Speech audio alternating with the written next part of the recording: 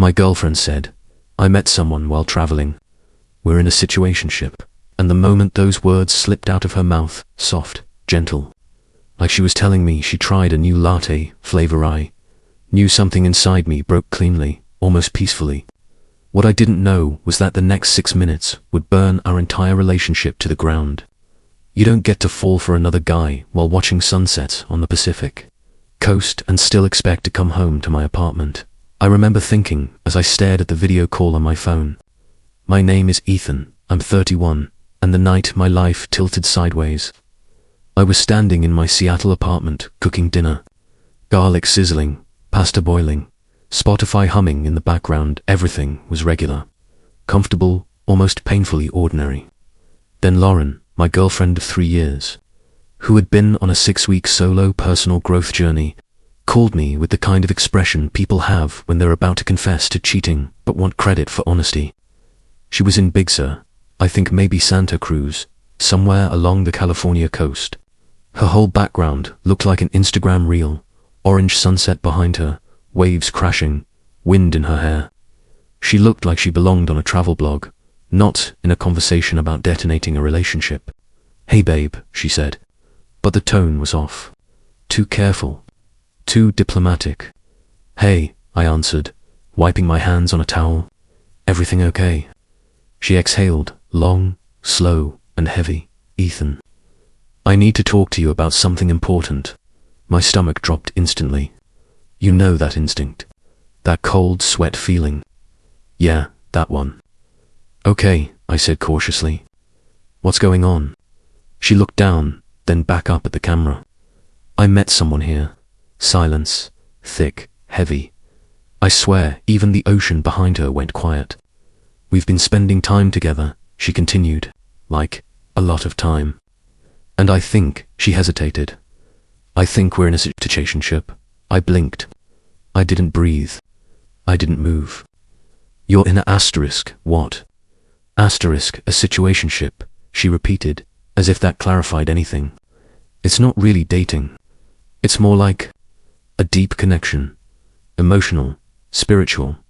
But it's not physical, at least not in the way you think. Lauren, I cut in, you're telling me this while you're still in a relationship with me. Yes, but that's why I'm being honest now, she insisted. Because it's complicated. It's not complicated anymore, I said. We're done. Her mouth fell open like she hadn't expected consequences. Wait, Ethan, no. I wasn't breaking up with you. I was being vulnerable with you. You literally just told me you've started something with another guy. It's not a relationship, okay? There's a difference. Yeah, I said. A relationship is cheating. A situationship is cheating with branding. She looked hurt. You're not trying to understand me, and you're not trying to stay faithful. Ethan, please, no, I said. Enjoy your trip. And I hung up. Blocked her number before she could call back. The oddest thing is, I didn't scream. I didn't cry. I didn't even feel that typical heartbreak punch. What I felt was clarity. Ice-cold clarity. The kind that settles in the moment you stop bargaining with reality. I looked around the apartment that was entirely mine. My name on the lease. My furniture. My mortgage payment. Lauren had moved in a year ago with her box of crystals, her yoga mat, and her minimalist aesthetic. Getting rid of her things would be easy. So I did.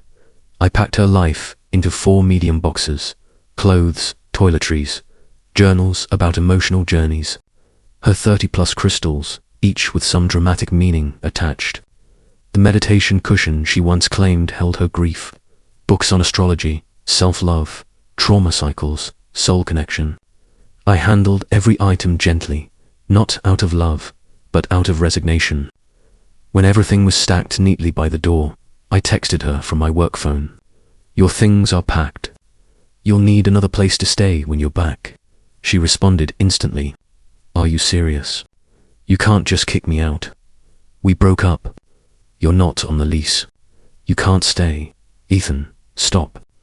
We need to talk in person. There's nothing left to talk about. You're in a be in it somewhere else. I blocked the work, number 2. The next morning, her best friend Ciara called, already yelling before I even said hello. What the hell is wrong with you? I sipped my coffee calmly. Morning, Ciara. Don't try to be cute. Lauren is in shambles. She cried herself to sleep. She made one mistake. She started a relationship with another guy. It's not a relationship. God, Ethan, you're so traditional. It was a She was exploring her emotional capacity. She can explore it at a different address. She has no place to go. She has family, friends, hotels. Not my responsibility. You're heartless, she spit. She loved you. She loved me so much, she found emotional fulfillment with someone else. You're impossible. You never deserved her. She hung up. I shrugged and finished my coffee. That evening, her mom called. I don't know you well, she began icily, but I need to tell you something, okay? Lauren is devastated. She says you threw her out on the street. We broke up. She's not on my lease. She lived there for a year. She has rights. She was a guest. A long-term guest, but still no contract. You're a cruel man, her mother snapped. My daughter opened her heart to you, and also to another guy. She was honest, her mum said loudly, as if honesty cancels betrayal. Do you know how rare that is? She was honest after hiding it for weeks. You ruined her life. She seems to have another guy to help her rebuild. Her mother cursed me out and hung up. A week later, Lauren showed up with backup her brother, Tyler, and Ciara. I heard pounding on my door. When I opened it with the chain on, Ciara already had her phone recording. Lauren's eyes were puffy, red. You changed the locks. She screamed. My apartment, I said simply. Your stuff's in the hallway. Tyler stepped forward. Dude, seriously. Where is she supposed to go? Not my problem. Lauren burst into tears instantly, the dramatic kind, full-body sobs. Ethan, please. I made a mistake. I was confused. I want to come home. This isn't your home. Ciara shoved her camera toward my face. This is a legal eviction. I'm documenting this. Go ahead, I said. She's not on the lease. Tyler tried reasoning. Come on, man. Just let her stay for one night while she figures something out. No, we don't have room, Ciara snapped. Still not my problem, I repeated. Lauren's crying suddenly morphed into anger. I paid rent. I have tenant rights. You paid cash sometimes, I said. No receipts. No agreement. No tenancy. I'll sue you, she screamed. Do it. Ciara zoomed further in. You're a monster. Everyone's going to see this. Make sure you get my good side. I closed the door. That night, Ciara posted the video. Caption: This is what financial abuse looks like. Comments exploded. Some people attacked me. Some asked why Lauren was cheating if she was so abused. I remained silent. 2 weeks later, I got served legal papers, legal eviction, emotional distress, stolen property. She claimed I stole my own coffee maker, my own streaming accounts, and half the items in my apartment. My lawyer skimmed the file and said, she can't prove tenancy. This is going nowhere. And he was right. Her lawyer withdrew a week later. Couldn't afford to continue. Then Tyler called. You happy now? He snapped. She has nothing. Not even a lawyer. Mum paid for the first one. She has her situationship guy, I said. No, he sighed. They broke up. Why? Because she lied to him, too.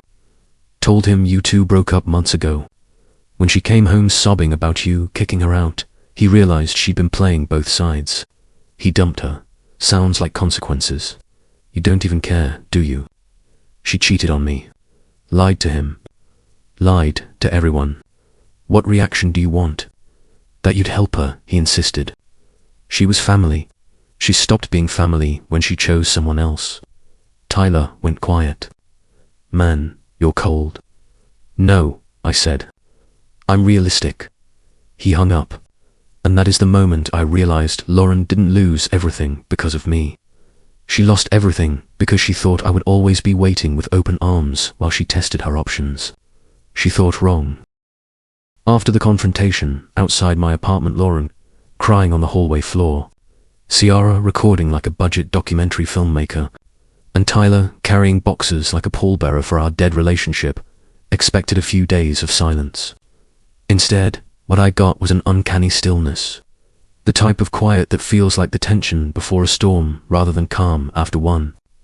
I went to work, came home, cooked, slept, and repeated. And every night, even when I wasn't looking at my phone, I could feel the next wave coming. I didn't have to wait long. 3 days after the hallway fiasco, I got an email from Lauren's mum, Pamela. The subject line alone made my eyebrow twitch. Costs incurred from your actions. I opened it expecting a rant. What I found was an itemized invoice like, I was a mechanic who damaged her car instead of a man who broke up with her unstable daughter. First month's rent for Lauren's new apartment. $1,400. Security deposit. $1,400. Replacement household items. $800. Therapy copays. $300. Moving costs. $200. Total due. $4,100. Please. Remit payment within 30 days. I didn't even respond. I forwarded it to my lawyer. He called back laughing so hard he had to pause and cough. This is the most ridiculous thing I've ever seen. You don't owe a cent. Ignore it. If she sends more, send them to me. And she did. More emails. More dramatics. More you destroyed my daughter, paragraphs filled with emotional adjectives but zero accountability. Then came the calls. Unknown numbers. Then private numbers. Then numbers from different states. The messages were all over the place. You're heartless. You owe me closure. You abandoned me. I hope you're happy ruining lives. You will regret this. I need you. Why won't you answer me? You did this to me. I blocked every number, one after another, until my block list looked like a database.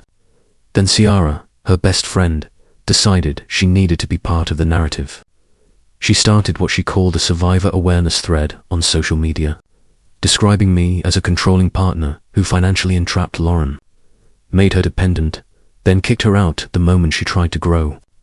Conveniently, she left out the part where Lauren was romantically and emotionally involved with another man and called it a. Conveniently left out the part where Lauren told me, from a beach, that it was complicated. Conveniently left out the part where she lied to the situationship guy as well. Thankfully, my best friend Kyle doesn't tolerate nonsense. Under Ciara's post, he commented, how was she financially trapped if she took international trips 3 times this year? The post got edited after that. Ciara added, abusive partners sometimes allow limited freedoms to maintain control subtly. I didn't respond. I just watched the internet dramatize a story they only knew one side of. But social media was the least of the chaos. Lauren herself started appearing. The first time was in the apartment lobby. I'd just come back from work, still in my button-down and tie, exhausted and wishing for a quiet evening. She stepped in front of me like a ghost, hair messy from the wind, wearing a sweatshirt I vaguely recognized from my closet. Ethan, she said softly, please, can we talk? No, just 5 minutes. No, I'm sorry, she whispered, tears filling her eyes. I made a mistake.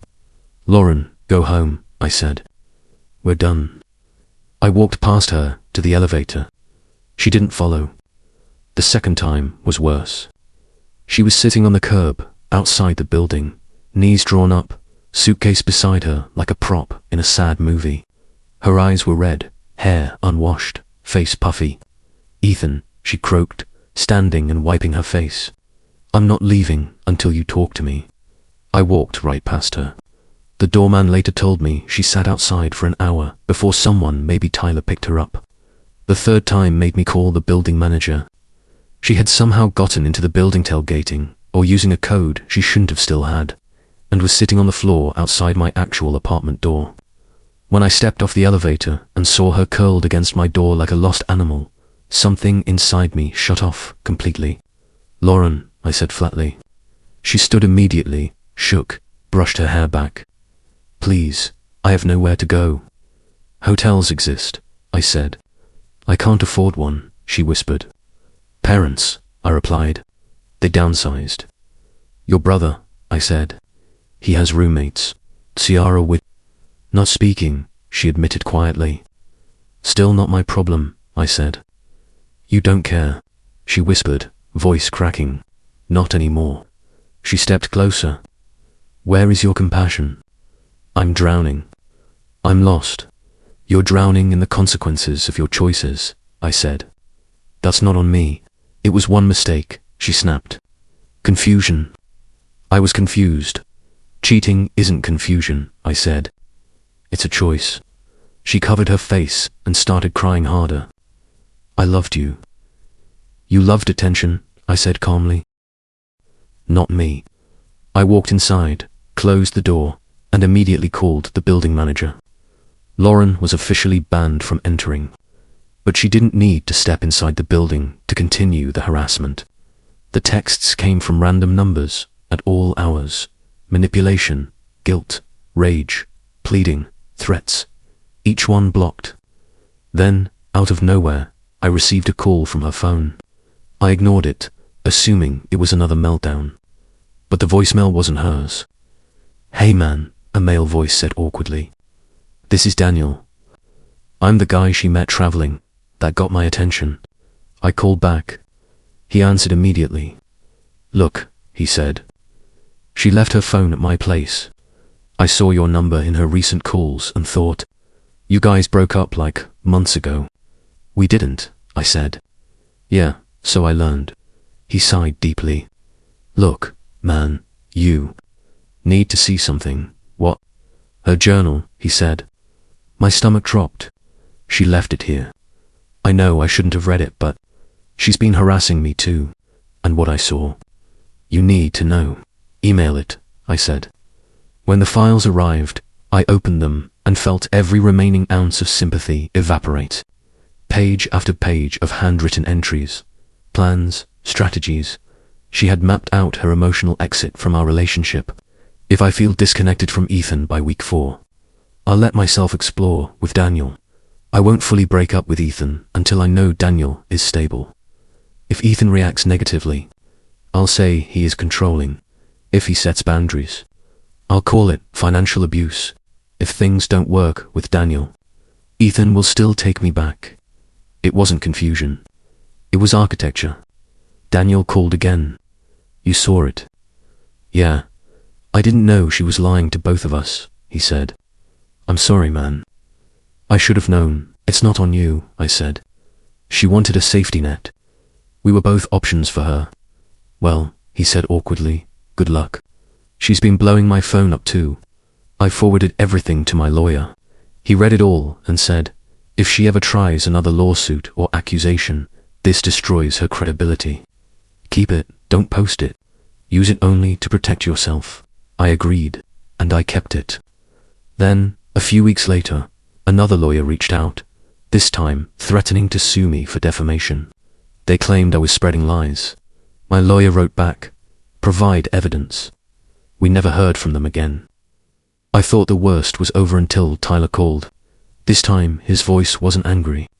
It was tired, worn down. Ethan, look, dude. I gotta tell you something. If it's another guilt trip, it's not, he said quickly. It's bad, okay? He sighed. She's telling people you abused her. My heart slammed in my chest. What? Not just financially, he added quietly. Physically, I froze. I never laid a hand on her. I know, he said immediately. I told her that's a serious accusation. She said emotional abuse counts. But then I overheard her telling someone that you hit her.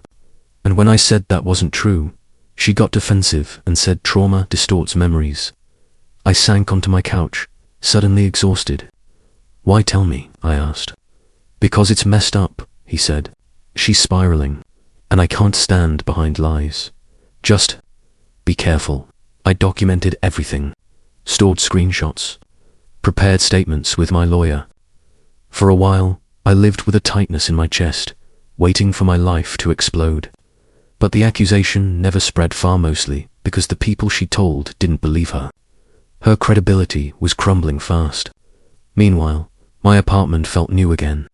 I bought new furniture, repainted walls, rearranged everything. It felt like I was reclaiming my life inch by inch. Then I met Harper. We clicked in a slow, steady way. She knew the entire story, the situationship, the meltdown, the lawsuit, the harassment, the accusations. She listened without judgment. She called you from the trip. She asked once, yes, and expected you to accept it. Apparently, that's insane, she said. That's not how relationships work.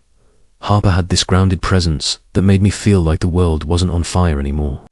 But the damage Lauren left didn't disappear. When Harper traveled for work, I got anxious. When she took too long to reply, I spiraled. When she said she was busy, I wondered if someone else was there. She noticed. And she was patient. One night she asked, "Do you regret how you handled it?" I thought for a minute. No, the relationship ended when she started something with another man. Everything after that was logistics. Harper nodded, understanding. And for the first time, I felt like I wasn't carrying the story alone. A month later, one final email came from Pamela. "You destroyed my daughter. She is on medication now. She has panic attacks. She trusts no one. You did this.